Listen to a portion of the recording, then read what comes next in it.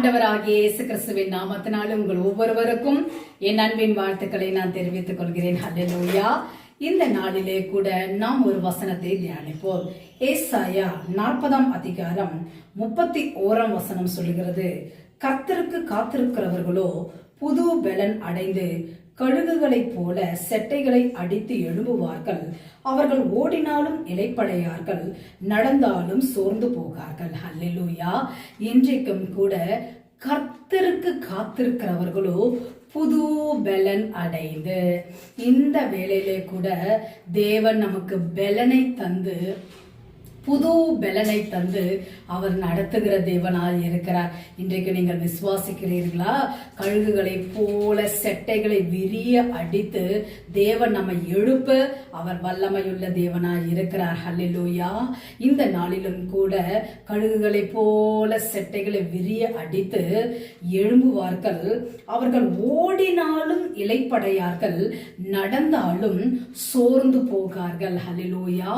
ஓடினாலும் நடந்தாலும் தேவன் நம்மை சோர்ந்து போகாதபடிக்கு நம்மை அவர் நடத்துகிற தேவனாய் இருக்கிறார். இந்த வார்த்தையை கேட்கிற அன்பு சகோதரனே, சகோதரியே, கழுகு எப்படி உயர விரிய அதனுடைய சிறகுகளை விரித்து அடித்து எழும்புவது போல தேவன் இன்றைக்கும் புது பலன் அடைய செய்து தேவன் நம்மை நடத்துகிற தேவனாய் இருக்கிறார். இந்த வார்த்தையை நீங்கள் விசுவாசியுங்கள். கழுகுகளை போல செட்டைகளை விரிய அடித்து எழும்ப வைக்க கர்த்தர் வல்லமையுள்ள தேவனாய் இருக்கிறார். இந்த பிப்ரவரி மாதத்திலே என்னென்ன தேவைகளோடு காணப்படுகிறீர்களோ, என்னென்ன தேவைகள், குடும்பத்தின் சூழ்நிலைகள், அது என்னவாக காணப்பட்டாலும் சரி, சரீரத்திலே பலவீனத்தோடு நீங்கள் காணப்பட்டாலும் இன்றைக்கும் அந்த சோர்வுகளை தேவன் மாற்றி புது பலன் அடைய கர்த்தர் கிருபை செய்வார். கழுகுகளை போல தேவன் கழுகை போல எழும்ப செய்து அவர் நடத்த வல்லமையுள்ள தேவனாய் இருக்கிறார். இந்த வார்த்தையை நீங்கள் விசுவாசியுங்கள்.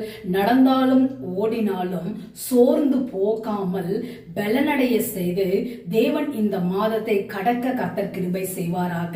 எல்லாவற்றிலும் நாம் செபிக்கும் பொழுது நிச்சயமாகவே கர்த்தர் நம் வாழ்விலே ஒரு பெரிய ஜெயத்தை தர வல்லமையுள்ள தேவனாய் இருக்கிறார். இன்றைக்கும் இந்த வார்த்தையை நீங்கள் விசுவாசியுங்கள். கழுகுகளை போல செட்டைகளை விரிய அடித்து ஒரு புது பலனோடு எழும்பி எல்லா காரியங்களையும் கர்த்தர் வாய்க்க செய்து இந்த மாதத்திலே நடந்தாலும் ஓடினாலும் சோர்ந்து போகாமல் நம்மை நடத்தி அவர் நடத்துவாராக. நாம் கண்களை மூடி செபிப்போம். எங்களை அதிகமாய் நேசிக்கிற அன்பின் பிதாவே, இந்த வேலைக்காக நாங்கள் நன்றி செலுத்துகிறோம். கர்த்தருக்கு காத்திருக்கிறவர்களோ புது பலன் அடைந்து கழுகுகளை போல செட்டைகளை விரிய அடித்து எழும்புவார்கள் என்று நாங்கள் வாசித்தது போல இன்றைக்கும் கர்த்தாவே, சரீரத்திலே சோர்வுகளோடு யார் யாரெல்லாம் காணப்படுகிறார்களோ அவர்களுக்கு புது பலனை தருவீராக. புது பலனை தந்து சோர்வுகள், பலவீனங்களை அவங்க சரீரத்திலிருந்து எடுத்து போடுவீராக. நடந்தாலும் ஓடினாலும் ஆண்டவரே இளைப்படையார்கள், சோர்ந்து போகார்கள் என்று பார்க்கிறோமே. ஆண்டவரே, சோர்வோடு காணப்படலாம், பலவீனத்தோடு காணப்படலாம், பல காரியங்களை குறித்து ஆண்டவரை சிந்தித்துக் கொண்டிருக்கலாம்.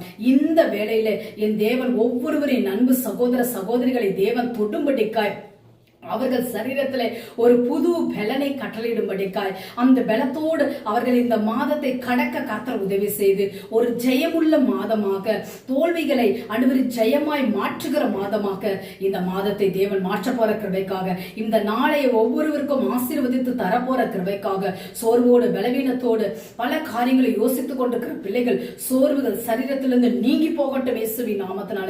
இந்த வேளையிலே கூட கழுகுகளை போல செட்டைகளை விரிய அடித்து எழும்ப கர்த்தர் உதவி செய்வீராக. ஒவ்வொரு குடும்பத்தையும் ஆசீர்வதிங்க.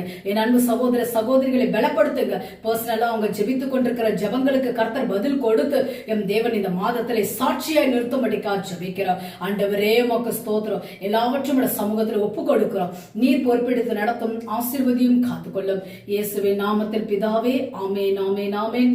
கர்த்தர் உங்களை ஆசீர்வதிப்பாராக. ஆமென், ஆமென்.